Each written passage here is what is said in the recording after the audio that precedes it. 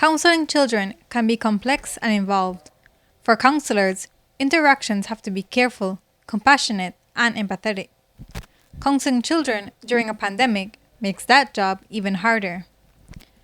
During School Counseling Awareness Week, the Belize School Counselor Association is highlighting their work with students during this time.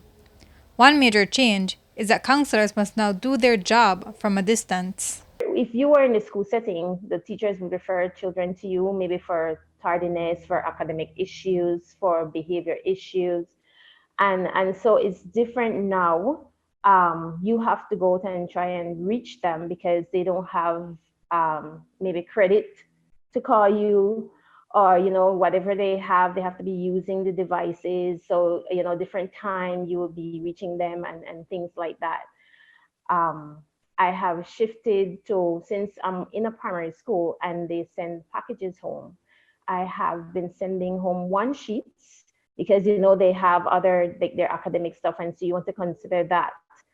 And sending home one sheets of information, and trying to make it dual, where the parent will benefit from that information because they're the ones who would have to be helping the child.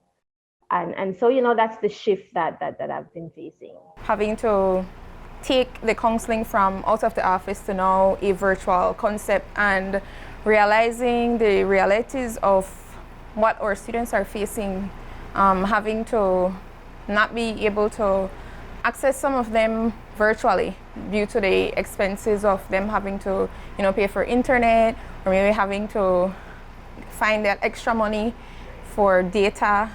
So we have been, or at least I could say for me, at my high school, doing calls, a lot of phone calls from my personal number, and as well when I go into the office, I would engage in some communication with parents through the phone.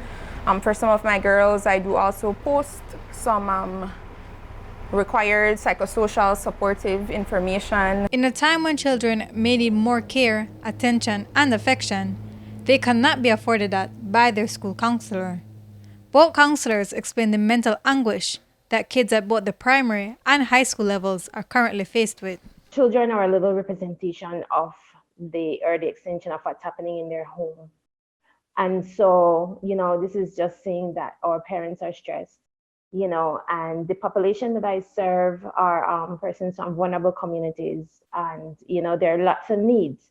And so as this happens, the children naturally feel the stress because they see it on the parent. I have faced issues where I had students who their food issues in the home, their housing issues. I've had students where there one or two who had lost their home because of the parent not having the chance to get the funds to pay, because they used to go out and what they would call hustling and stuff like that, do little odds and ends.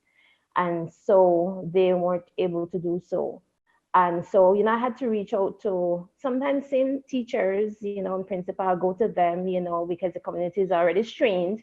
So I would go to them, and then we would find ways of how to reach the need. What I have learned is that my girls have most definitely understood the importance of being at school.